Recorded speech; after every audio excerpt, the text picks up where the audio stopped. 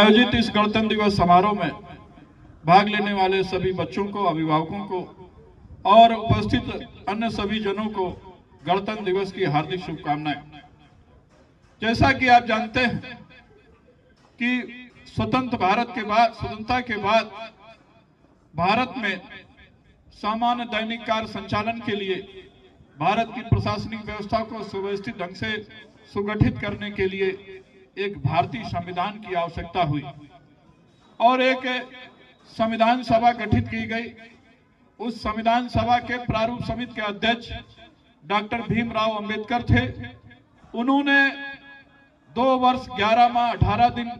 की एक लंबी अवधि के बाद एक संविधान के प्रारूप को फाइनल किया और जिसे 26 जनवरी 1950 को इस देश में लागू किया गया। उस संविधान के लागू होने के उपरांत हम आज आजादी से घूम फिर सकते हैं और आजादी से कोई भी कार्यक्रम कर सकते हैं, अपने विचारों को व्यक्त कर सकते हैं। आज गणतंत्र दिवस के अवसर पर सर्वप्रथम हम संविधान निर्माता डॉक्टर भीमराव अंबेडकर के प्रति हार्दिक आभार प्रकट करते हैं। जब संविधान बनाने का अवसर आया, उसके पहले भारत एक गुलाम देश था और उस गुलामी से मुक्ति के लिए जो संघर्ष किया गया, उसमें भाग लेने वाले प्रमुख नेता राष्ट्रपिता महात्मा गांधी, पंडित जवाहरलाल नेहरू,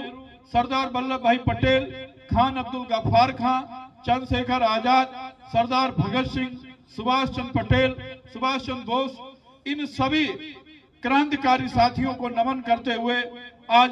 उनको भी हम आभार प्रकट करते हैं कि उनकी आत्मा इस ब्रह्मांड में जहां कहीं भी विचरण कर रही हो, हमारे शब्दों को सुने और हमें शुभाशीष देते रहे और हमें मार्गदर्शन देते रहे।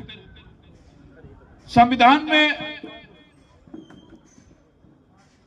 सुगठित, संगठित,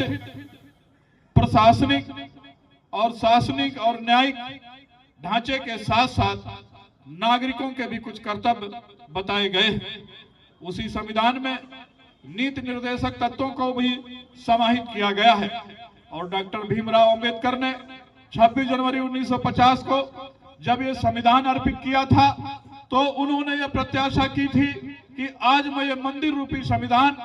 आपको सौंप रहा हूं और इसकी पवित्रता तभी तक कायम रहेगी जब तक इसमें पुजारी प्रवेश करते रहेंगे, अर्थात इस संविधान को एक सकारात्मक ढंग से माना जाएगा, लागू किया जाएगा और इसका अनुपालन किया जाएगा। यदि कतिपय भविष्य में कुछ अपवित्र लोग, कुछ गैर पुजारी लोग इस संविधान के